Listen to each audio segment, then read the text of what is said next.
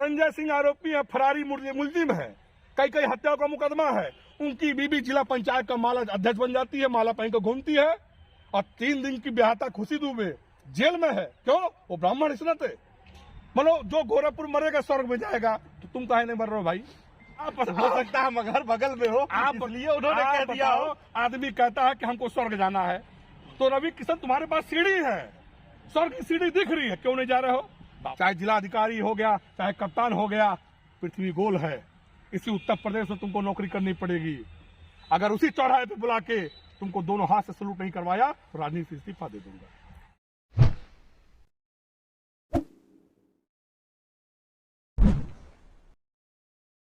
नमस्कार, बेधड़कन्यूज.com देख रहे हैं। मैं हूं आपके साथ शशांक, और इस वक्त हम गोरखपुर से 50 किलोमीटर की लगभग 50 किलोमीटर की दूरी फरेंदा में है। जिला महाराजगंज है। महाराजगंज जिले की ये फरेंदा विधानसभा है, और यहाँ पर हमारे साथ इस वक्त समाजवादी पार्टी के नेता, जो यहाँ से समाजवादी पार्टी से विधानसभा टिकट के लिए प्रयासरत हैं, अमित चौबे जी हैं, जिनसे हम बातचीत करेंगे और जानेंगे कि क्या माहौल है, सत्ता में आएंगे और आएंगे तो लोगों के लिए क्या करेंगे। चूंकि चुनाव का समय है तो वादे नेता करते हैं, तो क्या वादे हैं क्षेत्र के लिए और क्या है प्रदेश के लिए, इन सभी विषयों पर बातचीत करेंगे। स्वागत अमित जी आपका हमारे। बहुत बहुत धन्यवाद। बेधड़क न्यूज, क्योंकि बेधड़क न्यूज है तो वास्तव में खबर बेधड़क होनी चाहिए। मैं निश्चित रूप से आज जो मोदी ने देश के चौथे स्तंभ को रोकने का काम किया, आप लोग, मैं साधुवाद करता हूँ, कम से कम जाके गांव में, खेत में, खरियान में और विपक्ष के नेताओं के ओपिनियन ले रहे हैं, इसके लिए मैं बहुत बहुत धन्यवाद देना चाहता हूँ। पहला सवाल ये है, आपने कहा मोदी ने चौथे स्तंभ को रोकने का काम किया है। इस वक्त विपक्ष ये आरोप लगा रहा है कि हमारे लिए अफवाह भी फैला रही है सरकार, और कानपुर में छापा पड़ा है और सपा पे सवाल उठाया जा रहा है। अब आप बताओ, छापा पड़ता है शिखर पान मसाले पे, उससे समाजवादी पार्टी का कोई वास्ता नहीं। शिखर पान मसाले से योगी आदित्यनाथ महाराज ने चंदा मांगा, उसने चंदा देने से मना कर दिया, क्योंकि व्यापारी, सरकार कौन सी आने वाली है उसको व्यापारी से बारिश कब होगा उससे पहले मेढकों को पता चल जाता है, उससे लोगों को पता चलता है सरकार कौन सी आने वाली, कौन सी जाने वाली है। तो व्यापारी ने वो चंदा देने से मना कर दिया, और योगी आदित्यनाथ की पूरी टीम ने जाके छापा मारा, और कहीं ना कहीं समाजवादी पार्टी को बदनाम किया जा रहा है। उसको बोलते इत्र का व्यापारी, फलाने का व्यापारी है, उससे समाजवादी पार्टी से कोई वास्ता नहीं। आपको क्या लगता है कि समाजवादी पार्टी की सरकार इस बार बन पाएगी? चूंकि 19 का चुनाव देख लीजिए, 17 में आप लोग सरकार में थी और एकदम जनता ने आप लोगों को सरकार से बाहर कर दिया, फिर 19 में भी स्थिति ऐसी रही, गठबंधन रहा, 17 का भी गठबंधन आपका कामयाब नहीं रहा। जनता का जनादेश सर्वोपरि है, उस पर कोई भी हम कटाक्ष नहीं कर सकते। लेकिन मैं एक आम नागरिक की हैसियत से, आप नागरिक हैसियत से सोचो आप कि लोकतंत्र में किसी प्रधानमंत्री को सरकारी बस लगा के, प्रधान को धमका के, सेक्रेटरी को धमका के भीड़ कोई बुलाता है? आज तक लोकतंत्र में कभी नहीं हुआ था।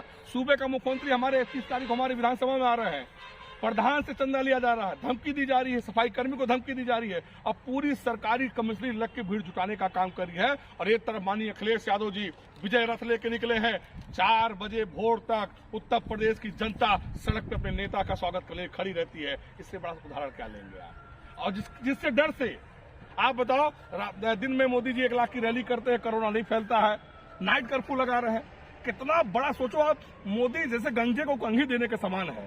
रात में सब लोग घर सोते हैं, रात कर्फ्यू लगाया गया है कि अखिलेश यादव जी के कारवा को रोकने के लिए। लेकिन जिस ओर जवानी चलती है उस ओर जमाना चलता। उत्तर प्रदेश की जनता ने अपने मन में अखिलेश यादव जी को बैठा लिया है, और 2022 में पूर्ण बहुमत से समाजवादी पार्टी की सरकार आ रही है। अधिकारी भी जानते हैं, और खासकर बीजेपी के लोग जानते हैं, लेकिन अंधभक्त हैं, क्या करें, अपनी बेबसी किससे जाहिर करें। चलिए, अब सरकार आ रही है तो सरकार पे बात कर लेते हैं।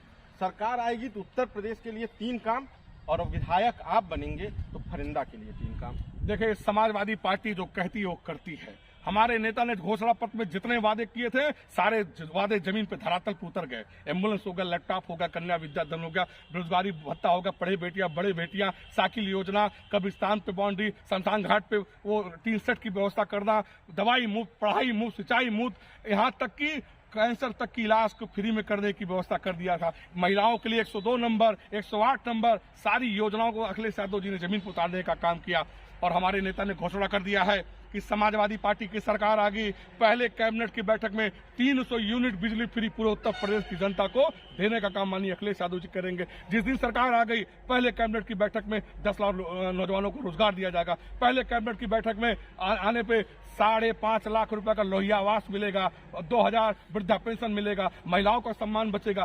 समाजवादी पार्टी ने सारे घोषणा पत्र को जमीन पर उतारने का काम करेंगे। और रही बात विधानसभा की मैं विधायक बनूंगा, मैं आपके चैनल से माध्यम से बताना चाहता हूं कि हमारे यहाँ का जो विधायक है, माननीय विधायक है, वो ठेकेदार है।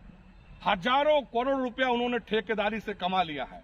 और आज थाने पे चले जाओ, मार खाने वाला आदमी हवालात के अंदर बैठा है, मारने वाला कुर्सी बैठा है। तहसील में चले जाओ, तहसील पर लूट का अड्डा हो गया, थाना डाकखाना हो गया, लोग तड़प रहे हैं, मर रहे हैं, कोई पूछने वाला नहीं है। और हमारे यहाँ के जो माननीय विधायक जी हैं, वो अपने खजाना भरने के लिए 5 साल लग चुके हैं। लेकिन अगर अमित चौबे को मौका मिलेगा, माँ लहरा मुझे आशीर्वाद देंगी तो नजीर बना के पेश करूंगा। आज फरंदा विधानसभा, माननीय विधायक जी 15 साल में 50 साल आगे चले गए और फरंदा विधानसभा 50 साल पीछे चला गया। अगर मैं विधायक होऊंगा तो जैसे मूलभूत समस्या है, हमारा विधानसभा बहुत पिछड़ा विधानसभा है, या दलितों की अपेक्षा हुई है, पिछड़ों की अपेक्षा हुई है। कम से कम हमारे यहाँ 3 ब्लॉक है, तीनों ब्लॉक में ऐतिहासिक अस्पताल बनाया जाएगा और उस अस्पताल में कैंसर जैसी बीमारी तक का इलाज निःशुल्क होगा। यह हमारी सोच है, क्योंकि आज हमारे यहाँ का नौजवान बुजुर्ग इलाज कराने गोरखपुर दिल्ली जाता है और पूरा पैसा लुटा देता है। लेकिन हमारी सरकार बनेगी, यहाँ नौजवानों का भविष्य अंधकार में है। हमारे यहाँ 3 ब्लॉक है, तीनों ब्लॉक में शानदार मिनी स्टेडियम बनाया जाएगा, महिलाओं की आबरू सुरक्षित होगी। हर ब्लॉक में अपने तरफ से मैं अपना खुद का एम्बुलेंस वहां जारी करूंगा, वहां ला के दूंगा कि फरंदा विधानसभा की कोई भी जनता एम्बुलेंस की जब चाहे उसकी सेवा ले सकता है। और नौजवानों को रोजगार की व्यवस्था कराऊंगा। ऐसी कई चीजें मेरे मन में है, मुझे अवसर मिलता है तो जरूर मैं धरातल पर लाने का काम। एम्बुलेंस तो समाजवादी सरकार 108 आपने बताया ही चलवा ही रही है, तो फिर क्या आप मान रहे हैं कि बीमार है पूरा उत्तर प्रदेश? आप पूरा भारतीय जनता पार्टी पूरे प्रदेश को रोग में ढकेलने का काम किया। आप सोचो कि मेरे पिताजी कारगिल युद्ध का जंग जीत के आए थे, मैं फौजी परिवार से बिलोंग करता हूं, और इसी कोरोना काल में मेरे पिताजी ऑक्सीजन के अभाव में तड़प के मर गए। पूरे उत्तर प्रदेश में माँ गंगा ने मुझे बुलाया, मोदी जी ने कहा था, अब माँ गंगा में लाशें सड़ रही थी। यही भारतीय जनता पार्टी है, लाशों की रानी करने वाली पार्टी है। मैं एम्बुलेंस इसलिए कह रहा हूं कि हमारा जो विधानसभा है वास्तव में दलितों पिछड़ों का विधानसभा है। सबसे ज्यादा उपेक्षित ये परिवार हुआ है। हमारे नेता ने एम्बुलेंस दिया था, आज तेल नहीं है, ड्राइवर का मोबाइल बंद है, सारी व्यवस्था को चौपट करने का काम किया। मैं अपने तरफ से एक विधायक के होने नाते, क्योंकि हमें जनता ने विधायक बनाएगी, तो जनता के लिए मेरा जीवन समर्पित रहेगा। एम्बुलेंस हुआ, चाहे जो व्यवस्था हुई, कि आसानी से हमारी जनता जो चाहे, जो सुविधा चाहे, अपने विधायक से हक से सम्मान से पा सके। फरंदा विधानसभा की मूल आवश्यकता क्या, मूलभूत आवश्यकता क्या है, जिसके लिए आप प्रयासरत रहे हैं या उस विधायक बनने के बाद उसे पूरा करेंगे? तो देखिए, फरंदा जो हमारा विधानसभा है, वहाँ यहाँ की पहचान है गणेश शुगर मिल। ये जो फरंदा डेवलप हुआ है, ये गणेश शुगर मिल पे ही डिपेंड हुआ था। आज शुगर फैक्ट्री बंद है। डबल इंजन की सरकार है, मोदी जी की सरकार है, योगी जी की सरकार है। यहाँ के सांसद भी बीजेपी का, विधायक भी बीजेपी का, और केंद्र के राज्य मंत्री यहाँ के सांसद है। मैं कहूंगा हनीमून मंत्री हैं। अब तक चीनी मिल से धुआं निकल जाना चाहिए था। और जब लोकसभा का चुनाव आएगा तो पंकज चौधरी बड़ा बड़ा कुर्ता लेके, बड़ा बड़ा लिफाफा जनता में पैसा बांट के बरगलाने का काम करेंगे कि चीनी मिल से धुआं उठेगा, फरना से घुगली मार के रेल से जोड़ा जाएगा। क्योंकि ये केंद्र के अधीन योजना है। मेरा सपना है कि फरंदा खुशहाल बने, आबाद बने, नौजवानों का भविष्य सुरक्षित हो, महिलाओं की आबरू सुरक्षित हो। इसके लिए इस मुद्दे पे जो हो सकेगा अमित चौबे अपनी तरफ से, अपनी सरकार से, क्योंकि हमारे नेता माननीय अखिलेश यादव जी, किसी विधायक के लिए अगर विधायक ने जो कहा है, हमारे नेता ने खजाना खोलने का काम किया। और मैं विधायक हूंगा, जिस दिन मेरे कलम में ताकत आ जाएगी तो आप याद करोगे, पूर्वांचल में आप गर्व से कह सकते हो, यह है फरंदा विधानसभा, जिसको माननीय विधायक जी ने 25 साल 50 साल पीछे ढकेलने का काम किया। विधायक जी 3 बार विधायक हुए हैं। आप चले जाओ, मंडल में सबसे बड़ा विद्यालय इनका है, मंडल में सबसे बड़े ठेकेदार है। और हमारे यहाँ सड़कों का हाल जाके देख लो। यहाँ पहले सड़क बनती है और उधर से सड़क टूट जाती है। पहले कपड़ा में चक्ती लगता था, आज सड़क पे चक्ती लग रहा है रे विधायक जी। और अभी मैंने कल उत्कर्ष पत्रिका ने इंटरव्यू सुना विधायक जी का, उसके बाद मेरा इंटरव्यू हुआ। विधायक ने विकास के नाम पे सड़क गिराया, और सड़क ही विधायक जी की पहचान है। अगर विधायक जी सड़क ना बनाते तो विधायक उनको नहीं मिलती। वो ठेकेदार है, और ठेकेदार हमेशा गिट्टी और चोआ कहाँ से बचाना है, कहाँ से छुपाना है, कहाँ से कमी करना है, उससे बड़ा माहिर कोई नहीं। 15 साल से विधायक हैं तो अगर ये कह रहे हैं कि उनकी सड़क पहचान है तो कुछ तो काम किए होंगे। 15 साल सिर्फ सपना नहीं तोड़ पाई है। अब नहीं दे देखो 15 साल, चूंकि दुर्भाग्य हमारे पार्टी का ऐसा रहा कि 17 गठबंधन में चला गया और कभी भी समाजवादी पार्टी का फर्स्ट प्रत्याशी कोई नहीं होता। आप बताओ, माननीय अखिलेश यादव जी ने इतना काम किया था, आप चले जाओ पूर्वांचल एक्सप्रेस माननीय नेताजी बनाया और उसके बाद आप चले जाओ आगरा एक्सप्रेस पे देख लो। सरकार देखिए, जनता भोली भाली जनता है, इसको मोदी और योगी ने बरगलाने का काम किया। उत्तर प्रदेश 2017 का जो चुनाव हुआ था ये योगी पे नहीं हुआ था, योगी जी के चेहरे पे चुनाव नहीं हुआ था, ये भारतीय जनता पार्टी का चुनाव हुआ था। राम मंदिर, आप जब भारतीय जनता पार्टी या योगी आदित्यनाथ से आप कहोगे कि महिलाओं का सम्मान सुरक्षित हो, वो पाकिस्तान की बात करेंगे। जब आप कहेंगे किसान का सम्मान सुरक्षित हो तो वो अफगानिस्तान की बात करेंगे। जब आप कहोगे नौजवान नौकरी, आज बताओ परीक्षा होता है, परीक्षा की तिथि डिसाइड होती है, डिसाइड होने के बाद परीक्षार्थी जब परीक्षा देने जाता है तो वहां परीक्षा निरस्त हो जाती है। कहीं ना कहीं ये सरकार फेल साबित हुई है। पहले सचिन तेंदुलकर शतक मारते थे तो भारत देश ताली बजाता था, आज मोदी जी ने शतक मार दिया पेट्रोल में, दोहरा शतक सरसों तेल में मार दिए और 1000 शतक सिलेंडर में मार दिए। ये कहते अच्छे महंगाई अगर मुद्दा है तो विपक्ष ने जनता के बीच इस मुद्दे को पहुंचाया क्यों नहीं? ये तो विपक्ष की जिम्मेदारी थी। इसके पहले आपके नेता ट्विटर पे रहते थे एक्टिव, ये पूरा विपक्ष आरोप लगाता है और आपके पार्टी के भी कुछ लोग कह जाते हैं ये सरासर निराधार है, गलत है। समाजवादी पार्टी की एक नीति रही है, संघर्ष रहा है कि समाजवादी सड़क पर उतर के संघर्ष करती है। आप उठा के याद कर ले, देख लो कोरोना काल में भारतीय जनता पार्टी का मंत्री विधायक घर में बैठे थे, समाजवादी पार्टी का कार्यकर्ता सर नोएडा से लेके सोनौली बॉर्डर तक वहां की जनता को जो हो सकता मांस फल खाने की व्यवस्था करता। आपको दिखता नहीं तो हमारा कसूर नहीं है। नहीं, हम ये तो आपका विपक्ष अच्छा आपके पार्टी के विरोधी आरोप लगाते हैं और आपकी पार्टी के अंदर से भी आवाज उठती है। अच्छा, आप हमको बता दो अंदर से आवाज कौन अंदर से उठाता है? जो आजकल भाजपा में चले गए। कौन चला गया? जो आपकी पार्टी में कौन? बहुत सारे नाम। ये दल बदलों को क्या कहा जाए? कभी कहेंगे राम, भगवान राम बहुत अच्छे थे, कभी कहेंगे रहमान अच्छे थे। दल बदलों की बात मैं नहीं करूंगा, आप सीधा सीधा आ जाओ। अब हम जहां खड़े देखिए सरसों का खेत है, हमारा देश जय जवान जय किसान पे नारा लगाने वाला देश था। आज तीनों काला कानून मोदी जी को वापस लेना पड़ा। क्यों वापस लिए? जब सैकड़ों किसानों की जानें चली गई। मैं गया था गाजीपुर दिल्ली बॉर्डर पे, मैंने देखा महिलाएं बच्चे किसान आंदोलन कर रहे थे। ये योगी और मोदी की सरकार वाटर कैनन के उनका बिस्तर भिगोया जा रहा था, खाना फेंका जा रहा था। किसानों का क्या कसूर था? जिस मांग से किसान संतुष्ट नहीं है वो मांग मोदी जी थोपने का काम किए। जब उपचुनाव में उनको ठोकर लगती है तो तीनों कृषि बिल वापस लेते हैं। अभी लखीमपुर खीरी में इतने बेशर्म लोग कुर्सी पे बैठे हैं। लखीमपुर खीरी में टेनी जो मंत्री है उसका बेटा किसानों को रोक देता है, अब तक वो कुर्सी पे बैठा है। बताओ लोकसभा में कभी ऐसा हुआ था कि देश का गृह राज्य मंत्री उसका बेटा किसानों को खुलेआम रोक देता है, गोली मार देता है? कह रहे हैं कि जिसने गलती की वो जेल में है, कार्यवाही चल रही है। तो बेटा आप बताओ, बाप मंत्री रहेगा तो बेटा को जेल में क्या व्यवस्था होगी आप जान सकते हो? ये कहने की बात तो है नहीं। इस्तीफा दो, अगर लोकतंत्र में भरोसा रखते हो तो टेनी का भी इस्तीफा उसी दिन होना चाहिए था, जो कि नहीं हुआ। ये कहीं ना कहीं भारतीय जनता पार्टी विनाश काले विपरीत बुद्धि। आज माननीय अखिलेश यादव जी का आप उठा के देख लो, गाजीपुर से लेके झांसी, महोबा, चित्रकूट, जालन, उरई, सीतापुर, फैजाबाद, अम्बेडकर नगर, कुशीनगर, श्रावस्ती, हर जगह महिलाएं, व्यापारी, नौजवान अपने नेता को सुनने के लिए, अपने नेता को देखने के लिए 4-4 बजे भोर तक लाइन में लगा के जनता खड़ी हुई है। और खासकर इस विधानसभा के बारे में बताना चाहता हूँ, ये विधानसभा बहुत अच्छी विधानसभा है, बहुत अच्छे लोग हैं, लेकिन माननीय विधायक जी की पहचान क्या रही है?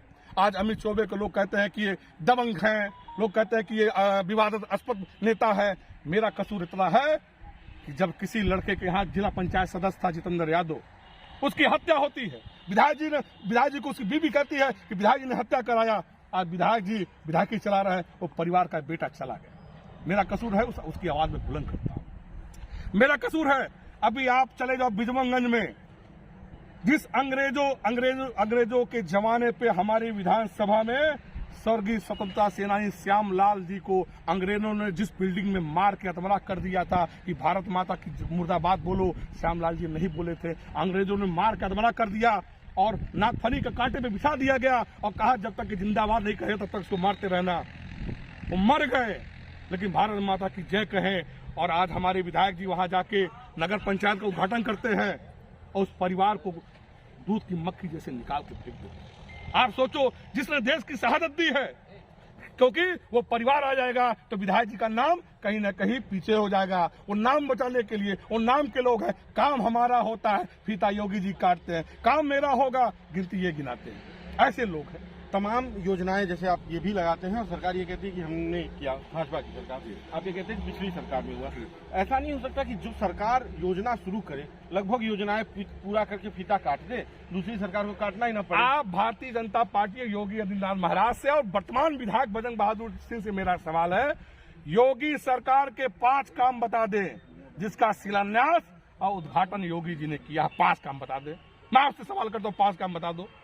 चलिए हम विधायक जी पूछ लेंगे, इसके बाद 5 काम बता दो। वो जब कहेंगे, मुलाकात हुई तो मैं सवाल वो जब कहेंगे, वो कहेंगे सड़क, केंद्र की सड़क, राज्य की सड़क, पुलिया है तो फलाना है, वो जब भी बात करेंगे चोवा गिट्टी से ऊपर नहीं जा पाएंगे। बंकटी अस्पताल चले जाओ, समाजवादी पार्टी की सरकार थी, 15 लाख रुपए अल्ट्रासाउंड की मशीन दिया गया था, हमारी सरकार ने दिया था, आज जाके धूल फाक रही है, कुत्ते घूमते हैं। धानी अस्पताल चले जाओ, एक सरकारी अस्पताल के कैंपस के अंदर विधायक जी का रिश्तेदार मेडिकल का स्टोर चलाता है। लोकतंत्र में कभी ऐसा हुआ था क्या कि सरकारी अस्पताल है, वहां विधायक जी का रिश्तेदार मेडिकल स्टोर चलाएगा? वहां चले जाओ, कुत्ते घूमते हैं। सांप काटने की दवा नहीं है, बंदर काटने की दवा नहीं है, कुत्ते काटने की दवा नहीं है। चूंकि विधायक जी मस्त है खजाना भरने के लिए, उन्होंने 5 साल खजाना भरा, और जिसकी वानगी है कि माननीय विधायक जी के भाई धानी ब्लॉक से क्षेत्र पंचायत सदस्य का चुनाव 2021 में 177 वोटों से हार जाते हैं। उनके खिलाफ मैं जिला पंचायत निर्दल जीता हूं। मैंने एक 21 साल के नौजवान को लड़ाया था, साहनी बिरादरी का था। माननीय विधायक जी भी एक साहनी को लड़ाए थे, पैसे वाला, ट्रक का मालिक है, ट्रकों का मालिक है। माननीय विधायक जी को चौथे स्थान पे जनता ने उनको ढकेलने का काम किया, और जीतने के बाद हमको चौथे कर दिया गया था, और जो चौथे का वो माला भी पहन के घूम रहा था। क्योंकि समाजवादी लड़ने में भरोसा थी, मैंने लड़ाई लड़ी, अंत में हम 550 वोट से जीते थे। डीएम को मजबूर होना पड़ा, झुकना पड़ा, 25 वोट से अमित चौबे के प्रत्याशी, निर्दल प्रत्याशी को जिताने अंत में जीत मिली। यह व्यवस्था, ये नहीं चाहते कोई नौजवान इनके खिलाफ बोले, कोई नौजवान आवाज बुलंद करे। ये नौजवानों को दबाना चाहते हैं, उनको झुटलाना चाहते हैं, उनका तिरस्कार करना चाहते हैं। ये कतई बर्दाश्त नहीं होगा। जब तक अमित चौबे जिंदा रहेगा, इस मिट्टी के लिए चाहे मेरी जान चली जाए, इस मिट्टी के मैं पैदा हुआ हूं, इसी मिट्टी में दफन हो जाऊंगा, लेकिन फरंदा विधानसभा के साथ अन्याय नहीं होने दूंगा। मैं किसी पद पे नहीं हूं, लेकिन जितने थाने हैं आज चले जाओ, थानेदार लूट का अड्डा बना लिए हैं। अमित चौबे इसका विरोध करता है। बिजबंग थाने चले जाओ, विधायक जी एक दलित बेटी के साथ, 12 साल बच्ची के साथ, आप चले जाना। बड़ी खबर आपको मैं दे रहा हूं, निर्भया से बड़ा कांड, दुर्ग बिशुनपुर अदरौना एक गांव है, एक दलित बेटी 12 साल की बच्ची के साथ 3 दरिंदे बलात्कार करते हैं, उसका पेट फाड़ के निकाल देते हैं। अमित चौबे उस मुद्दे को उठाता है तो विधायक जी को बेचैनी होने लगती है, क्योंकि विधायक जी का रिश्तेदार तत्कालीन थाना अध्यक्ष कमलेश प्रताप सिंह मौजूद था। जब कप्तान को लगता है कि अमित चौबे को जानकारी हो गई तो रात के अंधेरे में उस उत्सव का तबादला कर देते हैं। और जब मैं उस मुद्दे को उठाता हूं, मैं कप्तान साहब से कहता हूं, तो कप्तान हमसे कहते हैं कि उस बच्ची को जानवर ने खा लिया है। मैंने कहा कप्तान साहब मैं मान लिया उस बच्ची को जानवर ने खा लिया, लेकिन बच्ची का कपड़ा किसने निकाला है? तो मेरे सवाल से असहज हो जाते हैं। उसके बाद जांच बैठती है, मैं ट्वीट कर देता हूं ट्विटर आईडी से प्रमुख सचिव गृह को, डीजीपी को, मुख्यमंत्री को, तो कप्तान साहब मुझे धमकी देते हैं। मेरे अकाउंट को ब्लॉक कर दिया गया, मेरा फेसबुक अकाउंट स्लो करा दिया गया है कि अमित चौबे की आवाज पहुंचे ना। लेकिन मेरी आवाज जनता के लिए थी, जनता के लिए है। अंत में 2 दिन बाद वो 3 दरिंदे पकड़ाते हैं और अमित चौबे की बात सत्य होती है, क्योंकि सत्य परेशान हो सकता है, पराजित नहीं हो सकता है। ये मेरा कसूर है। इसलिए विधायक जी हमसे पता नहीं, उनके लोग तरह तरह का आरोप लगाते हैं, मुझे गालियां मिलती है। गाली किस लिए? ये विधानसभा 55,000 ब्राह्मण माननीय विधायक जी को वोट देके 3 बार विधायक बनाया था। अब ब्राह्मण कमर कस चुका है। मैं आपके चैनल के माध्यम से बताना चाहता हूं, ब्राह्मण हमेशा बेधड़क बोलता है। फलना विधानसभा का ब्राह्मण मन बना चुका है, माननीय अखिलेश यादव में आस्था रख चुका है। अब पूरे उत्तर प्रदेश का ब्राह्मण समाजवादी पार्टी को बटन दबाने जा रहा है, इसलिए योगी जी बेचैन है। इसीलिए 3 लोगों को ज्वाइन करवाया गया क्या, जो पूर्वांचल की राजनीति में बड़ा नाम है? अच्छा आप बताओ, अभी जेपी नड्डा साहब ब्राह्मण सम्मेलन दिल्ली में कर रहे हैं, एक कमरे में बुला के सतीश चंद्र द्विवेदी जैसे लोग जो ब्राह्मण नाम पे जीते थे उनको बुलाया जा रहा है, शिवप्रताप शुक्ला को बुलाया जा रहा है। ये अनबोलता ब्रह्म है। ये ब्रह्म होता ना, ये अनबोलता ब्रह्म है। बोलता भ्रम आप लोग लेते हैं। नहीं, ब्रह्म नहीं। हम समाज में, ब्राह्मण समाज हमेशा रास्ता दिखाने का काम करता है। आज समाजवादी पार्टी की सरकार थी, हमारे नेता ने ब्राह्मण समाज के लिए जितना काम किया, अब नेताजी से मैं शुरू करता हूं। संस्कृत पाठशाला में 90% शिक्षक ब्राह्मण थे। अगर उनको कोई आगे ले जाने का काम किया, माननीय नेताजी ने किया। खादी आश्रम में सबसे ज्यादा 90% ब्राह्मण है। खादी आश्रम को कोई आगे ले जाने का काम किया तो माननीय नेताजी ने काम किया। परशुराम जयंती हमारे नेता माननीय अखिलेश यादव जी ने घोषणा किया। जनेश्वर मिश्रा पार्क एशिया में सबसे बड़ा पार्क हमारे नेता के नाम। बड़े समाजवादी थे। जनेश्वर मिश्रा को जात के आधार से न देखा जाए, बड़े समाजवादी। ब्राह्मण थे ना, ब्राह्मण से न देखा जाए, समाजवादी थे। योगी जी का है, एक मर्द के पीछा किशोर है। ये एक सवाल हो सकता है, लेकिन ये योगी जी का है। ये ब्राह्मण से बड़ा देखा जाए, समाजवादी। आखिर खुशी दुबे क्यों जेल में है? तो ये सवाल है। खुशी दुबे नहीं। सवाल पे आप ये हमको बताओ, धनंजय सिंह आरोपी है, धनंजय सिंह आरोपी है, फरारी मुलजिम है, कई हत्याओं का मुकदमा है। उनकी बीबी जिला पंचायत का माला अध्यक्ष बन जाती है, माला पहन कर घूमती है, और 3 दिन की बेहाता खुशी दुबे जेल में है। क्यों? वो ब्राह्मण इसनत है। आप बताओ, ब्राह्मण इसनत है। ये तो सरकार नहीं, आप का काम है, हम तो आपकी बात पहुंचाएंगे। मेरा एक सीधा है कि आखिर मैं ब्राह्मण हूं ना, अगर ब्राह्मण कहना मैं गुनाह हूं? नहीं, गुनाह आज सबसे ज्यादा हमला किस पे हुआ? आप बता दो, उठा के दिखा दो। आपका चैनल बेधड़क न्यूज, आपका न्यूज का चैनल का नाम है बेधड़क सवाल मैं कर रहा हूं। आखिर धनंजय सिंह के बीबी को जिला पंचायत अध्यक्ष योगी जी ने कैसे बना दिया? गोरखपुर में आते हैं, दो परिवार, एक ब्राह्मण लड़के नौजवान की हत्या होती है, यादव परिवार की हत्या होती है। जब योगी आते हैं, मंच पे भाषण देते हैं कि योगी सरकार जब से आई है, गुंडा या तो प्रदेश छोड़ दिए, या जेल में चले गए, या जमीन के अंदर चल गए। तो हत्या कौन कर रहा है? क्या योगी जी छुपा रखे क्या अपने पास? क्या जहां से गुंडा लेके आते हैं, जब तक गोरखपुर में योगी आदित्यनाथ मारा जाते हैं, तब तक गोरखपुर में खून बहता है। ये कहां से हो रहा है? कौन कर रहा है? और यहाँ तक कि जेल भी सुरक्षित नहीं है। उत्तर प्रदेश की जेल में हत्याएं हो रही है। जेल से सुरक्षित कोई स्थान है? नहीं है। मैं इसलिए खुशी दुबे का बात कर रहा हूं। आखिर ब्राह्मणों पे क्यों योगी जी इतने नाखुश है? आप उपेंद्र शुक्ला भारतीय जनता पार्टी के बड़े नेता थे, अपनी जीवन दे दिया। आखिर उपेंद्र दत्त शुक्ला के मरने पे अब तक योगी आदित्यनाथ महाराज जी क्यों नहीं गए? क्योंकि उपेंद्र शुक्ला ब्राह्मण थे, बड़े नेता थे, जमीन के नेता थे। उनके घर जाने से योगी को क्या हो जाएगा? शरद त्रिपाठी जी के मरने के बाद वो गए थे, तो ब्राह्मण चेहरा या इसे सवाल बनाना जायज है। शरद त्रिपाठी जी, जब योगी जी को लगा मोदी जी का चाबुक चला कि ब्राह्मण नाराज हो चुका है, इसलिए बाबा गए थे। क्यों? शरद त्रिपाठी सांसद थे, उपेंद्र शुक्ला क्या थे?